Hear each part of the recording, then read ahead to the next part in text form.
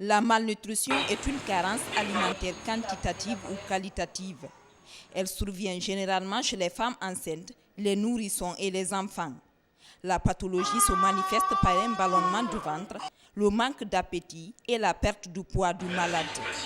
Des signes cliniques qui se présentent sous la forme de malnutrition chronique ou aiguë. À l'Institut nutritionnel et de santé de l'enfant, les cas de malnutrition aiguë sévère avec complications sont hospitalisés. Médicalement, c'est l'antibiotique qu'il faut donner. Il faut donner la gentamicine, c'est systématique. Donc Ampicenta, ça c'est systématique, en fonction de la sévérité. Si c'est sévère, là on donne Ceftriaxone. Parce que nous avons une adaptation réductive. C'est le système qui commence à se fermer. Les organes, le fonctionnement est réduit. Le service nutritionnel de l'INSEE au CHI Donka reçoit en moyenne par jour 5 patients souffrant de malnutrition aiguë sévère avec complications. Tous sont référés par les différents centres de santé du pays. Au nom des malades récemment admis, Mamadou Adama Diallo. Ce petit garçon de 8 ans vient à peine d'achever la première phase du traitement. Un traitement accompagné par une thérapie alimentaire stricte. Il est là, ça fait 4 jours. Aujourd'hui, ça va beaucoup mieux. Aujourd'hui, il mange bien, puis il fait plus les crises. Et là, les aliments que nous utilisons ici, c'est des aliments thérapeutiques, à savoir le lait F100, le lait F75 et le Plompinote. C'est-à-dire le lait F75 qui est donné en phase 1. Et là, on a 8 repas donnés après chaque 3 heures. Faire en sorte que le besoin en kilocalories soit comblé en 24 heures de temps. Et avec le lait F100, on a 6 repas.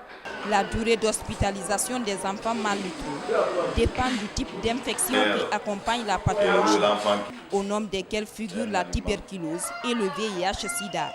Le traitement de ces pathologies allonge le séjour des malades, ce qui du coup crée ou entraîne parfois des cas d'abandon des structures et des cas de malades non assistés par les familles. Qu'est-ce qui justifie ces abandons? C'est une préoccupation maintenant à l'heure là.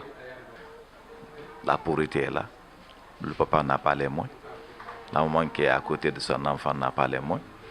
Le peu d'argent qu'on laisse, c'est insuffisant. Le séjour est long. En 2015, l'Institut nutritionnel et de santé de l'enfant a enregistré 507 enfants malnutris aigus sévères avec complications. 103 patients d'entre eux ont perdu la vie. Pour baisser le taux de mortalité de la malnutrition, des stratégies sont élaborées. Actuellement, nous menons des activités de prévention. Nous avons fait une boîte à images qui est composée de 4 conseils qui nous permet non seulement de conseiller les mères, mais aussi d'autres personnes comme la communauté, et puis pour leur montrer qu'est-ce qu'il faut faire pour bien nourrir les enfants. Mais aussi on a élaboré le document